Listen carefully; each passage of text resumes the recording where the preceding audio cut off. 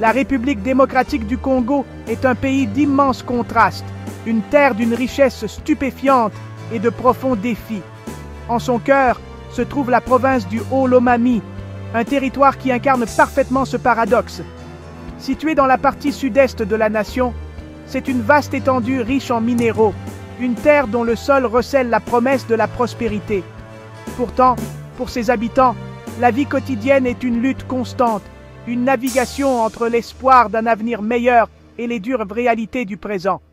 Les habitants du Haut-Lomami vivent dans un état d'anticipation permanent, conscients des trésors sous leurs pieds, mais n'en voyant que rarement les bénéfices se répercuter dans leur communauté. Leur existence est façonnée par des forces souvent indépendantes de leur volonté, des décisions politiques lointaines à la demande mondiale de ressources. Cette province est plus qu'un simple lieu géographique. Elle est un symbole du parcours actuel de la RDC. Son histoire est celle d'un potentiel perpétuellement sur le point d'être réalisé. Le paysage est parsemé de petites communautés et la capitale provinciale, Kamina, sert de plaque tournante centrale. Cependant, le manque d'infrastructures solides signifie que la connectivité reste un obstacle important, isolant de nombreuses personnes des services essentiels et des opportunités économiques. La vie ici suit un rythme dicté par les saisons, par les défis de l'agriculture de subsistance et par le faible écho, souvent décevant, de la politique nationale. Les gens sont résilients, leurs esprits forgés dans le creuset de l'adversité. Pourtant, ils aspirent au jour où le nom de leur province sera associé non pas à la difficulté, mais au développement et à la paix. Le contexte du Haut-Lomami ne peut être compris sans reconnaître sa position dans le récit congolais plus large. C'est une pièce d'un puzzle beaucoup plus grand, influencé par la stabilité de ses voisins et les courants économiques qui traversent la région. À ce jour, 24 juillet 2025, la province se trouve à un moment critique. Elle est prise entre les ombres du conflit qui déborde de l'Est et les promesses brillantes et ambitieuses des projets de développement international. Cette position unique crée une tension palpable dans l'air, un mélange d'anxiété quant à ce que demain pourrait apporter et un espoir désespéré que cette fois, les choses pourraient enfin changer pour le mieux. Chaque conversation, des marchés de Kamina aux villages les plus reculés, aborde cette dualité de peur et d'aspiration. La réalité quotidienne pour la personne moyenne au Haut-Lomami est définie par cette incertitude. Ce sont des agriculteurs, des petits commerçants et des mineurs, tous travaillant sans relâche pour subvenir aux besoins de leur famille. Ils entendent des nouvelles de groupes rebelles qui avancent à la radio. Ils voient la tension dans les cliniques locales sous-financées et ils regardent les intérêts étrangers planifier des projets massifs qui traversent leurs terres. Leur perspective n'est pas fondée sur des stratégies géopolitiques abstraites, mais sur l'impact tangible de ces événements sur leur capacité à trouver de l'eau potable, à envoyer leurs enfants à l'école ou à se sentir en sécurité dans leur propre maison. Leur histoire est le visage humain des défis complexes et des opportunités qui définissent la République démocratique du Congo aujourd'hui. Si vous souhaitez soutenir ce type de contenu et en apprendre davantage sur la réalité du Haut-Lomami et d'autres régions du monde, pensez à vous abonner à la chaîne et à liker cette vidéo. Cela nous aide énormément à faire connaître ces histoires. Merci. Bien que les lignes de front de la rébellion du M23 puissent sembler lointaines, leur ombre s'étend loin, jetant un voile d'anxiété sur le Haut-Lomami.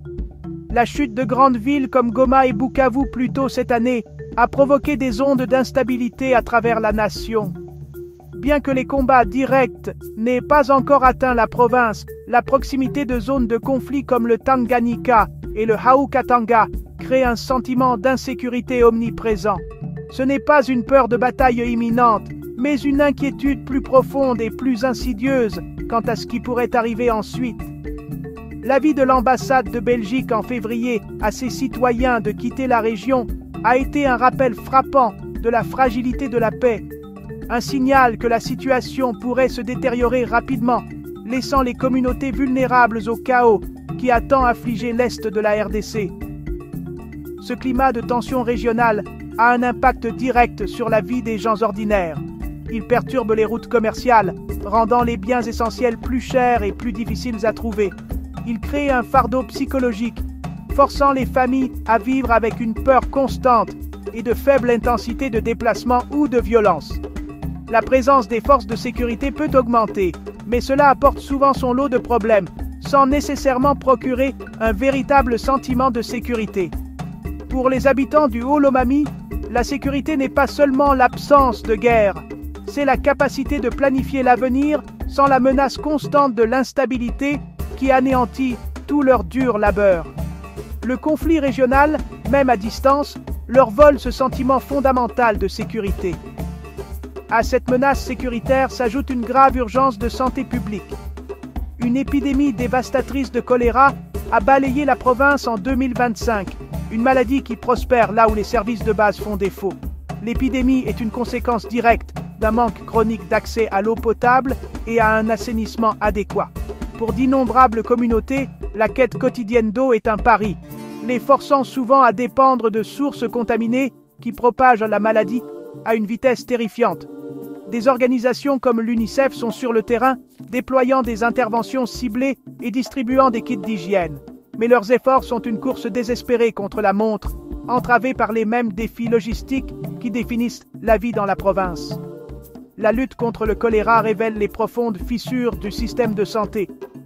Les hôpitaux et les cliniques sont rares et éloignés les uns des autres, et ceux qui existent sont souvent mal équipés, manquant de médicaments, de personnel et même de fournitures de base.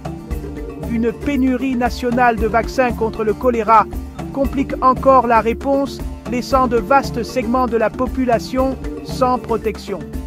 Pour une famille avec un être cher malade, se rendre à un centre de traitement peut être un voyage ardu, et une fois là-bas, il n'y a aucune garantie que des soins adéquats seront disponibles. Cette crise sanitaire n'est pas seulement un problème médical, elle est le symptôme de décennies de sous-investissement dans les infrastructures fondamentales qui assurent la dignité et le bien-être humain. Si vous souhaitez soutenir la diffusion de ces histoires et rester informé sur la situation en RDC, pensez à vous abonner à la chaîne et à liker cette vidéo. Votre soutien fait toute la différence pour que ces voix soient entendues. Merci. Au milieu de ces crises qui se chevauchent, un projet monumental prend forme, promettant de transformer le paysage économique de la région, le corridor de Lobito. Cette ambitieuse ligne de chemin de fer de 1300 km, soutenue par les États-Unis et les partenaires européens, est conçue pour relier les riches provinces minières de la RDC, y compris le Haut-Lomami, au port angolais de Lobito. L'objectif principal est de créer une route d'exportation rapide et efficace pour les vastes réserves de cobalt et de cuivre du pays, des minéraux essentiels à la transition mondiale vers l'énergie verte. Sur le papier, le projet est un phare de progrès, une artère de transport moderne qui promet de libérer le potentiel économique et de créer des milliers d'emplois, comme l'a annoncé le président Tshisekedi. Pour beaucoup au Haut-Lomami, la nouvelle du développement du corridor a été accueillie avec un optimisme prudent. Ils entendent les promesses d'emploi et de revitalisation économique et osent espérer que ce projet pourrait être différent de ceux qui l'ont précédé. L'idée d'un chemin de fer fonctionnel traversant leur province évoque des images de voyages plus faciles, de nouveaux marchés pour leurs produits agricoles et une chance pour leurs enfants de trouver du travail près de chez eux. Elle représente une connexion avec le monde extérieur, un signe tangible que leur région longtemps négligée reçoit enfin de l'attention. Cet espoir est une force puissante, une bouée de sauvetage pour des communautés qui ont été privées d'opportunités pendant des générations. Cependant, cet espoir est fortement teinté de scepticisme et de peur, né d'une longue et douloureuse histoire. Beaucoup de Congolais regardent le corridor de Lobito et ne voient pas un chemin vers la prospérité, mais un pipeline pour une nouvelle forme d'extraction de ressources.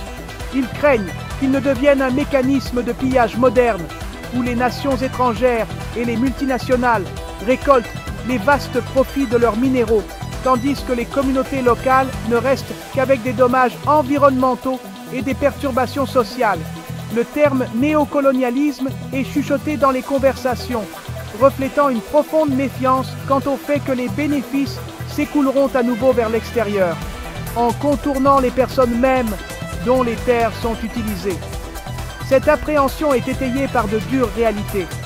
Un rapport des Nations Unies de 2024 a souligné des risques importants associés au projet, notamment la dégradation potentielle de l'environnement, les litiges fonciers et les violations des droits de l'homme. Avec plus de 70% de la population congolaise vivant dans une extrême pauvreté, la question que tout le monde se pose est de savoir si cet investissement massif dans les infrastructures les tirera vraiment vers le haut.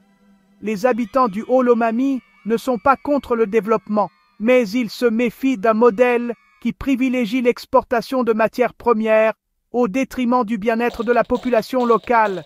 Ils ont déjà vu cette histoire se dérouler et ils aspirent désespérément à une fin différente cette fois-ci.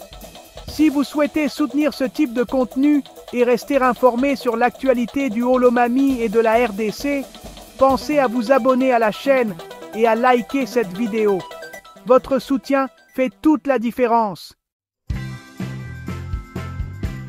La pauvreté profondément enracinée qui sévit au Haut-Lomami contraste fortement avec l'immense richesse minérale enfouie sous son sol. C'est le grand paradoxe du Congo, et il est ressenti de manière aiguë ici. La lutte quotidienne pour la survie est la norme pour la majorité, une réalité où assurer le prochain repas, payer les frais de scolarité ou les soins médicaux de base sont des défis monumentaux. La promesse de richesse provenant du cobalt et du cuivre semble être une fantaisie lointaine lorsque votre réalité immédiate est un manque d'eau potable et une école délabrée pour vos enfants. Cette déconnexion entre la richesse des ressources et le développement humain est la source d'un profond sentiment d'injustice qui alimente les revendications de la population et de la société civile. L'appel des communautés locales est clair, cohérent et urgent. Elles ne demandent pas la charité, elles exigent leur part légitime. La principale demande est un investissement tangible dans les infrastructures de base. Les gens veulent voir les profits des mines et du nouveau chemin de fer se traduire par des routes pavées qui relient leurs villages, des réseaux électriques fiables qui éclairent leurs maisons et surtout des hôpitaux et des écoles bien équipés. Ils veulent un avenir où le potentiel d'un enfant n'est pas limité par le manque d'une éducation décente et où une maladie traitable ne devient pas une condamnation à mort en raison de l'absence d'une clinique à proximité. Ce ne sont pas des demandes radicales, ce sont les fondements d'une vie digne. De plus, il y a une clameur croissante pour la transformation locale des ressources. Les habitants du Haut-Lomami sont fatigués de voir les matières premières expédiées hors de leur pays, pour être ensuite transformées ailleurs, capturant tous les avantages à valeur ajoutée. Les leaders de la société civile soutiennent que la construction d'usines de transformation et de raffineries en RDC créerait des emplois plus stables et plus qualifiés et favoriserait une véritable base industrielle. Cela déplacerait le paradigme économique de la simple extraction vers le développement durable, permettant à la nation de monter dans la chaîne de valeur mondiale. C'est une vision de souveraineté économique, où l'onction des ressources congolaises profite enfin au peuple congolais, en premier lieu. En fin de compte, l'histoire du Haut-Lomami est celle d'un espoir résilient face à une immense adversité. Les gens ont enduré l'instabilité, la maladie et la négligence, mais leur esprit reste intact. Ils regardent vers l'avenir avec une compréhension lucide des défis, mais aussi avec une ferme croyance dans le potentiel de leur province. Leur cri pour un développement inclusif, équitable et juste se fait de plus en plus fort. Le succès du corridor de Lobito et l'avenir du Haut-Lomami ne seront pas mesurés par la quantité de minéraux exportés, mais par la qualité de vie de sa population. Le grand espoir est que cette fois-ci, les promesses seront enfin tenues et la richesse de la terre servira enfin ses enfants. Si vous avez trouvé ce reportage utile, n'oubliez pas de liker la vidéo et de vous abonner à la chaîne pour soutenir notre travail et ne rien manquer des prochaines histoires du Congo. Merci.